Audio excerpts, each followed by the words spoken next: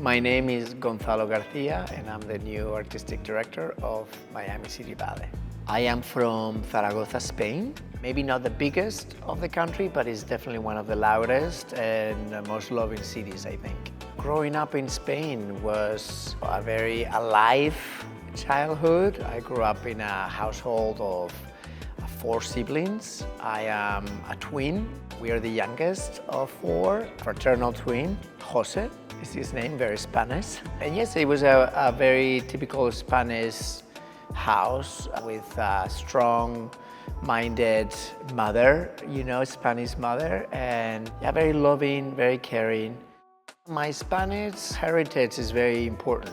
I lived in Spain until I was 15 years old, and although I left early, those first 15 years of your life really set the tone. The Spanish side is very strong. It has always been part of me on stage. I bring that character with me at all times, and I feel very proud of it.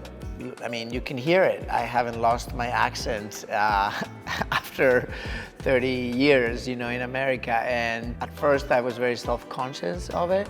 And now I feel that it represents who I am, and it's a strong part of who I am. And especially now, living in Miami, I feel like it's even an asset.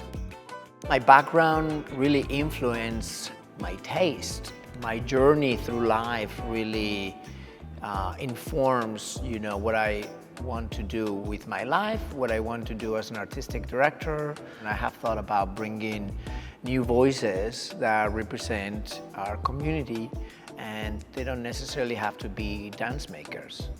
They could come from different backgrounds. What people don't know about me, that connects me into that Spanish heritage, well, people sometimes, when I'm in the studio, I'm very hardworking and I take things serious about dance. But once I leave the studio, that Marc Anthony music is gonna pop all the way up. There is nothing like some, Karol G, some Bad Bunny, some of those incredible artists that, they will just make you happy.